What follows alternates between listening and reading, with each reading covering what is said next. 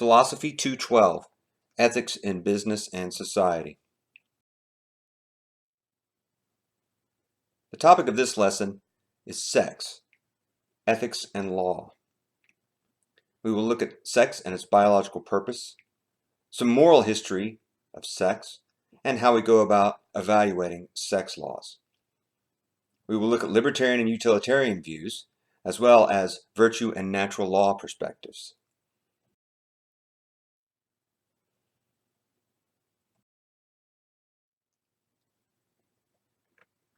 It is relatively non-controversial that the biological function of sexual intercourse is reproduction.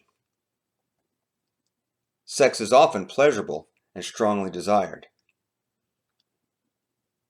One way nature gets animals to do what they need to do is to make the activity pleasurable.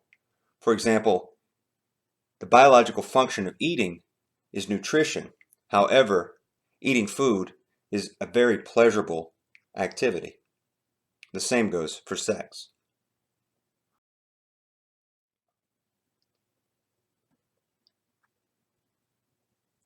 In Genesis 1:28, God says, "Be fruitful and multiply." This is not so much a command as a law of nature. The way that sexually reproducing organisms are fruitful and multiply is through sex. According to the ancient Hebrews, the purpose of sex is the production of legitimate offspring. A male heir is needed to carry on his father's name and inherit his property. Thus, concerns about paternity drove a lot of early ethics and law concerning sex for Hebrews. Hence, there was a double standard, with sex rules being stricter for women than for men. For example, men could have multiple wives, whereas women could have no more than one husband.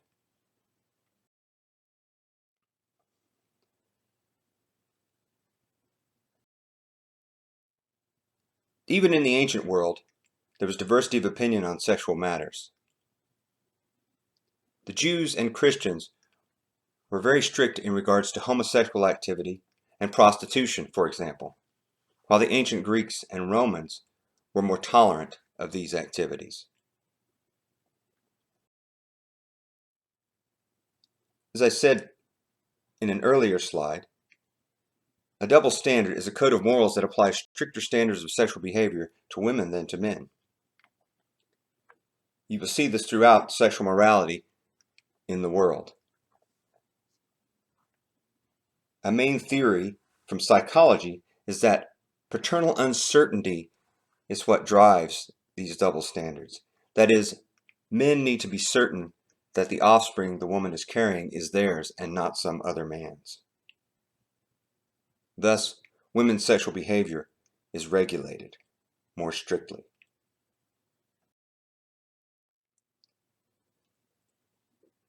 In modern times, we get the rise of liberalism, and by modern, typically philosophers mean times since around 1500 AD.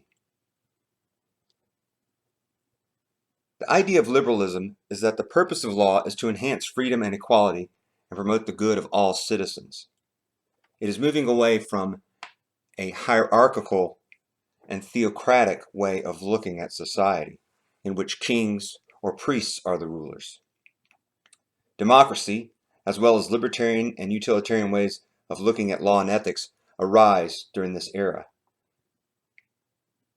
We see a gradual liberalization of laws regarding sexuality.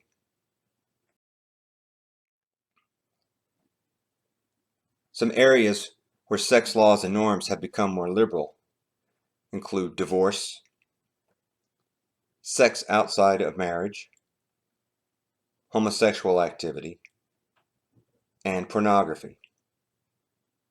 Liberalization is a trend that ebbs and flows.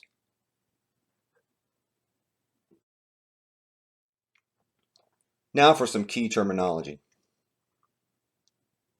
Fornication is voluntary sexual intercourse between two persons not married to each other, whereas adultery is voluntary sexual intercourse between a married person and someone other than his or her spouse. Thus, all adultery is fornication, but all fornication is not technically adultery. We evaluate sex laws the way we would any other laws, by using ethical principles, as we saw in previous lessons. Consider the following sexual behaviors: fornication, adultery, homosexual practices, pornography, prostitution. These issues have been more or less controversial over the years. We would use ethical principles and views to evaluate laws regarding these activities.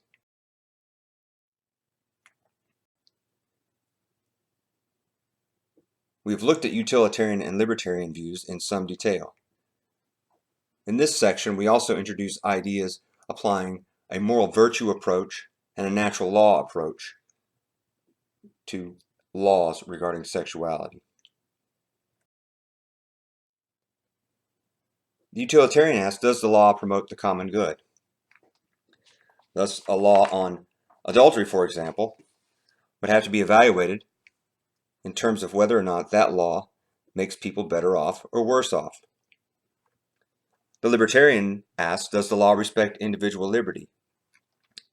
Thus, libertarians are not in favor of laws restricting sexual behavior as long as the individuals are consenting adults and there is no prior contractual agreement between the individuals, such as a marriage contract, which is an agreement to limit sexual behavior outside the contract. Also, prostitution and pornography would be acceptable under a libertarian view, since as long as it involves consenting adults and does not involve force, fraud, or theft, then the behavior should not be limited by the government. A virtue perspective, which we are looking at now, asks, does the law encourage virtue in citizens? And a natural law perspective asks, is the law consistent with natural law? We will have to explain these two ideas in order to try to apply these perspectives.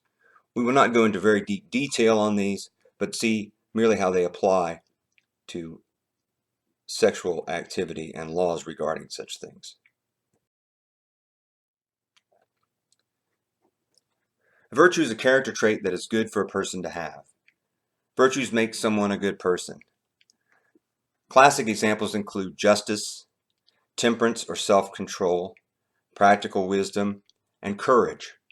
The Christian tradition has added faith, hope, and love to the list of virtues, but many other things could be added, such as kindness or trustworthiness, for example. The opposite of a virtue is called a vice. From a virtue perspective, law should encourage virtue. Now, this is a more ancient view than the liberal views of utilitarianism and libertarianism, although this view is still prominent in discussions of laws regarding sexual behavior. Some issues to consider are the idea that self-control or temperance is a virtue. So we would think that laws should encourage people to be self-controlled in regard to sexual behavior. According to the Christian tradition, chastity or sexual purity is a virtue. Again, if we wanted a virtue approach to law, we would say that laws should promote chastity. And the flip side of chastity is lust, which is considered a vice, or in Christian terms, a sin. Thus, laws should be in place that discourage vice. So, laws should discourage lust. So we may consider what laws might be in place from a virtue perspective to restrict pornography or prostitution.